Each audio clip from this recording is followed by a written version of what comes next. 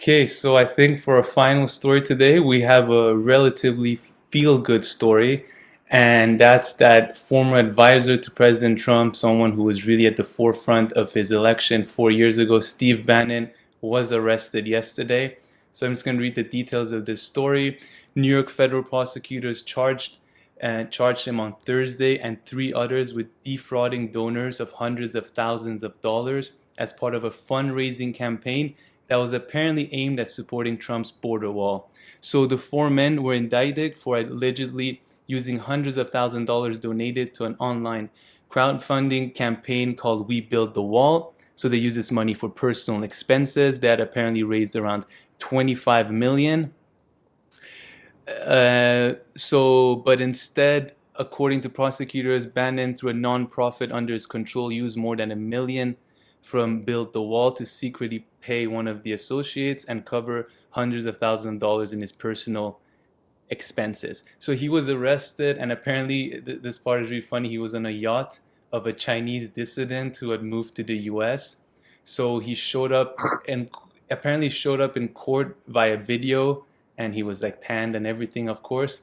He was on a boat, but this story is just hilarious, and I find it just reminded me of how big of a part he played. Two things came to my mind. One is that how big of a part he played at the first during the first election of President Trump in 2016, and then since then he really has been sidelined, and I feel like he's not gonna have many friends coming to his defense here. I mean, Trump already he made some kind of vague comment about saying that it's sad or something along those lines when reporters asked them, but then he just kind of said, I know nothing about it, and he also said that Build the Wall was supposed to always be done with public money. So he kind of threw some shade on this initiative where they were raising money privately, I guess Bannon was.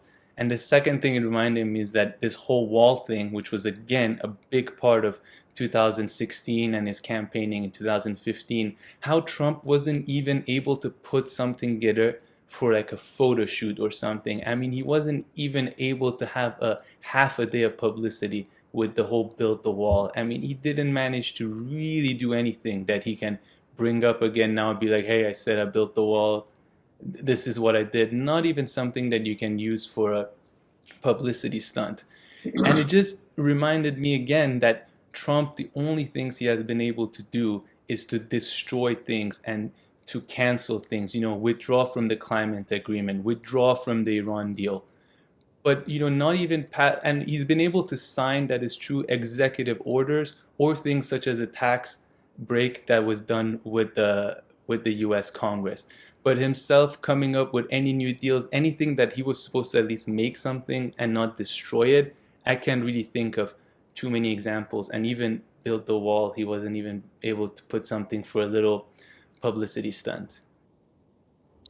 He did a year ago or 2 years ago, he did a couple of pictures near certain points, I think. But I think you're right, but I don't think it's to do with Trump so much, more to do with the fact Obama wasn't able to get anything done. It's more to do with the large bureaucracy that runs the American. Well, I mean, Obama could say the Iran nuclear deal. He could say slight normalization of relations with Cuba. He could maybe point to that. First of all, that's after 8 years, not Yeah, 4 years. that's true. Second, I think Trump, he could argue the tariffs on China. That was the most significant economic policy change since Nixon, probably. That type of thing. No, I mean, yes, there are slight differences, but I think as a whole, U.S. government is not capable of doing much because the bureaucracy doesn't want it to do much. But I would say about the Bannon story, I am first of all, did they run this? Is this like fundraising money thing they did? Was that from during the campaign or was that after he got elected? Good question. I don't know, but I imagine this was done over the past 4 years. Okay, well that's yeah, surprising. But I would say that I'm sure Bannon is corrupt. I'm sure they probably used it for some personal use. But this is just such a small fish compared to the corruption that goes on in US government. And I don't think if the establishment and the media didn't hate Bannon, we wouldn't get any investigation or anything. It's just because they hate him, this guy gets, singled out. Although I'm sure he is corrupt too. No, 100%. I So agree. I mean, we're talking about a few million taken from some donors. I mean, that's just nothing. yeah.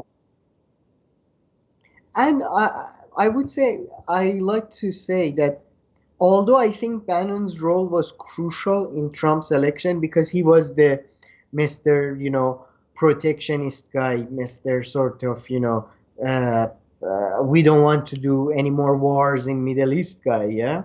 So I think he played a big role, but I don't think he was that figure that media portrayed as, they put his picture on the Times magazine, the man behind the dark Machiavellian figure, like a puppet master or something.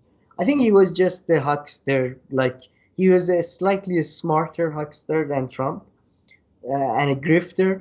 And then because then after you talk about him being sidelined, he came to Europe. He tried to uh, do similar thing he did in U.S. with nationalist movements in Europe, but they basically pretty much said we don't need him.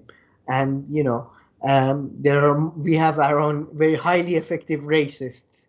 You know, so yeah, he's just a huckster, and I think he's probably at the end of his career in many ways. Yeah, I think he definitely had his 15 minutes of fame and how much impact he had, really. I mean, it seemed like Trump got quite a few ideas from him, and he played a strong part in talking to Trump's base. Back then he was more involved in Breitbart and everything. But yeah, to what extent his role when yeah, it's unclear. Yeah, yeah. But it's as you said, it's a good pick me up story because at least somebody bad went. I mean, he's not in jail, and so he's not arrested. I guess No, he's he was just. charged and he got out. He had to he had to pay for bail. Oh, all right. So he's on bail, I see. Yeah, I believe so. I believe so. But I find it so surprising that you said he's on a Chinese dissident's boat because he was. I remember this story that I think it was. I don't know how accurate this is at all, but I remember a story that apparently, they were talking about foreign people coming to U.S. and I don't know how, but Trump was saying for sort of that, yeah, well, the smart ones or the rich ones are okay, like the ones in Silicon Valley, because the Chinese ones in Silicon Valley or Indian ones in Silicon Valley that are, rich or basically they come with money or whatever, they are okay. And then Bannon was the one that was saying, no, no, they're not because there are cultural differences. So I am a bit surprised by that, but meh, whatever. I guess whoever butters your bread, right? Exactly. Yeah, a bit surprised, but actually not surprised at all. We should try to find a slightly more happier story for future episodes. It made me laugh though, especially since he was arrested while he was on the boat. I found that super funny. That was good. I saw one picture of him. He looked like it was having a very, like he was going through his hippie phase.